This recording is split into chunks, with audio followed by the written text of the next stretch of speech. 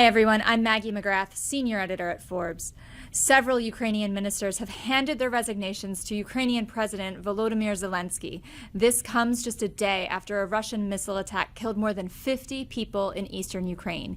Here to explain this ongoing situation and this ongoing conflict is Robert Orttung. He is a professor at the George Washington University in Washington, D.C.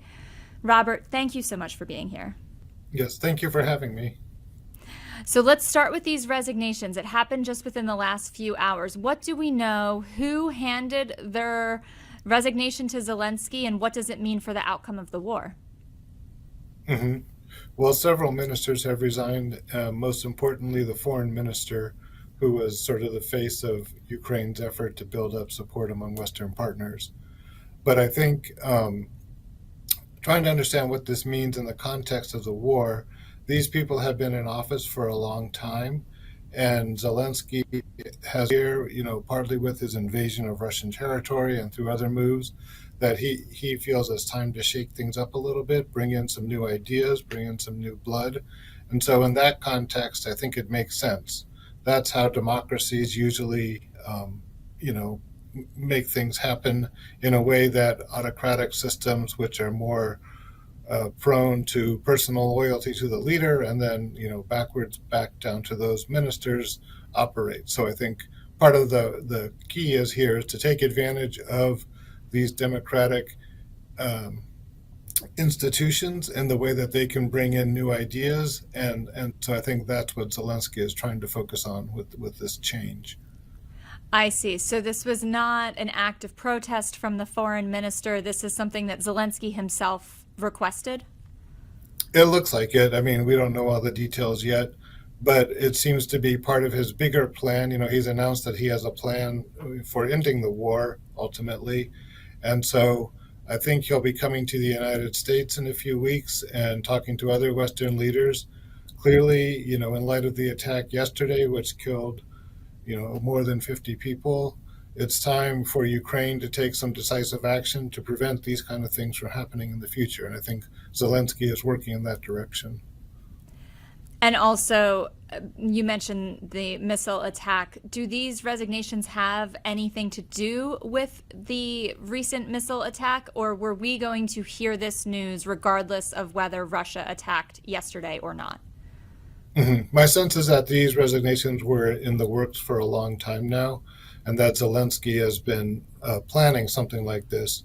I think, he's playing the long game. He's looking forward to a way that they can much more strongly gain the initiative against Russia and think about different techniques that they've been using.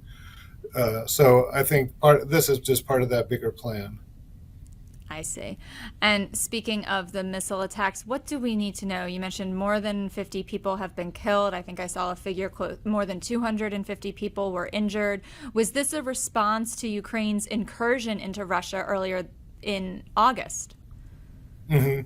Well, I think as part of the development of the war, I think Ukraine and to some extent Russia as well, of course, have been very effective in developing new technologies for this war. It's taking warfare in a new direction, and all the countries, including the U.S., are learning from what's happening on the battlefields.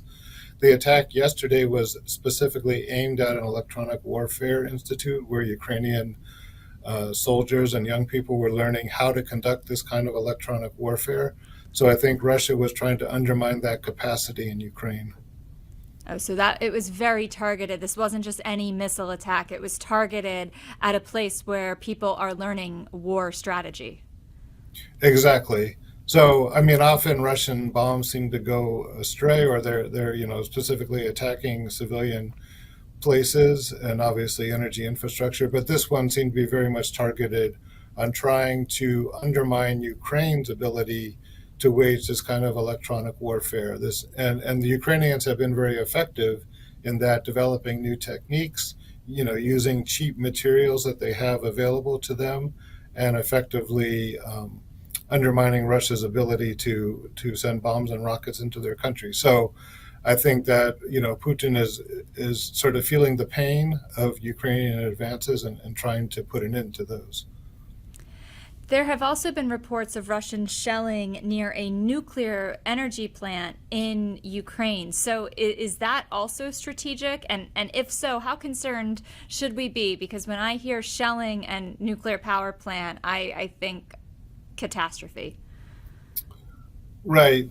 Well, I guess the main consequence if they actually hit the nuclear power plant would be the spreading of the atomic material and radiation throughout that territory. Um, it would be unimaginable escalation of the war if Russia were to hit a nuclear power plant. Certainly, Ukraine hasn't really targeted the Kursk power plant inside of Russia. And, while Russia controls the Zaporizhia power plant, it hasn't done much. Um, it hasn't done anything to actually damage it, although it's been taken offline. So, um, it's hard to imagine what Russians are thinking there. And, certainly Putin has threatened multiple times to use his nuclear weapons, if certain red lines are crossed, although we haven't seen him do that, even with the invasion of Russian territory. So I think, again, probably this is just an effort by Russia to threaten the West, but I doubt that they would, really go to attacking a nuclear plant. We are now several weeks past that Ukrainian incursion into Russia, and in that time, the U.S.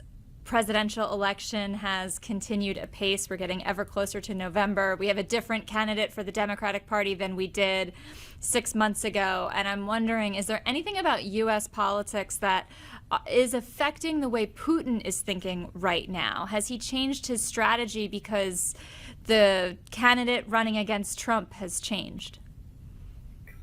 I don't think Putin has changed his strategy. He might.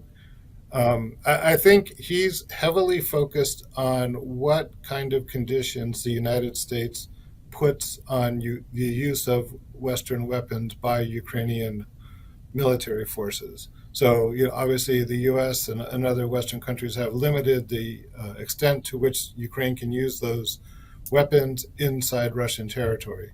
If Biden or, President Harris, unlikely President Trump, were to take those restrictions off, it would give Ukraine a much stronger ability to hit Russian forces much deeper in the territory. And that's what Putin is definitely worried about. I think that's exactly what Zelensky is going to be asking for in his upcoming, it's clear in his messaging right now, and it'll certainly be one of his goals in upcoming trips to the U.S. and other countries. So I think that's what's weighing on Putin's mind, the ability, the restrictions on the use of Western weapons. I'm not sure if he's so much focused on the election. That makes sense. I do believe the Department of Justice has announced recently that it believes that Russia is interfering with our elections. How much about this do you know, and how concerned should we be? Well, I'm not privy to any inside information on this, but clearly Russia, China, and Iran, among other countries, have been taking extensive efforts to manipulate our elections. And again, it's not really clear in which candidate they would prefer. I think obviously Russia would prefer to have Trump. I think it would be easier for them to deal with Trump. I think Iran, it's a different situation. But Russia in particular has made extensive efforts in the past to interfere in our elections. And I think the key here for them is not so much the candidate who wins, but just to undermine trust in the process and to make divisions stronger and sharper among different American groups. And so the more that Americans are divided, the more that we're fighting with each other, the less likely, we're going to be able to muster the strength that we need to oppose the Russian invasion in Ukraine. So I think the goal of all these activities is to undermine any sort of confidence Americans have in their own system, in the workings of democracy, in the reliability of the media. And these are all the kind of themes that Trump himself is constantly talking about, that, he was robbed in 2020, the media is stacked against him or working for its own purposes. And so in that sense, all these efforts kind of play into the Republican playbook, which is unfortunate. But that seems to be what's happening at the moment. As we look at the recent developments between Russia and Ukraine, have we heard anything from the U.S. government or from either presidential candidate? Have they commented on the minister's resignation or the missile attack? Not to my knowledge, but it's clear in the campaign that we have a stark difference in what the Russia policy would be of the different countries. With Harris, it's she would stick to our traditional allies, stick to maintaining a strong NATO, and stick to a strong effort to repulse the Russian invasion of Ukraine. Trump says things like, if he were president, this never would have happened, and that he would be able to come up with a deal in the course of a day or two to work things out. Obviously, that's in the realm of fantasy, and Putin's never going to give up his territory unless he has to, and it's hard to imagine. Trump hasn't explained what this deal would consist of, for the simple reason that there is no deal that he could make unless he wants to give up Ukrainian territory, which I don't think would be feasible, because there would be so much opposition from the Democratic Party, strong groups within the Republican Party, as well as our European allies. So, Trump talks in very simplistic terms, but it's unlikely that anything he says right now could actually be implemented if he were the president. It's one of many questions that hangs over this conflict, more than 30 months ongoing. And just to kind of zoom out and ask a question that is almost impossible to answer, but Robert, between the missile strike, the cabinet or the foreign minister's resignation, Zelensky's visit to the U.S. in a couple weeks, where do you think this conflict is going? Is there an end in sight anytime soon? Mm-hmm. Well, it's always hard to predict where a war is going to end up, especially one as surprising as this one. But I think, we're sort of getting to a breaking point. Putin is definitely making progress in eastern Ukraine. It looks like he's about to capture a vital city, and which will affect Ukrainian supply lines. That's bad news for Ukraine. He certainly still has the capacity to inflict a lot of damage on Ukrainian infrastructure. And there's no sign that his economy is collapsing or that people are about to revolt against him. In fact, he felt confident enough to go to Mongolia this week, even though there's a warrant out for his arrest, although he knew Mongolia wasn't going to arrest him. So the Russians are feeling confident. I think the Ukrainians also have a sense that they simply can't lose this war. They don't want to be occupied by Russia.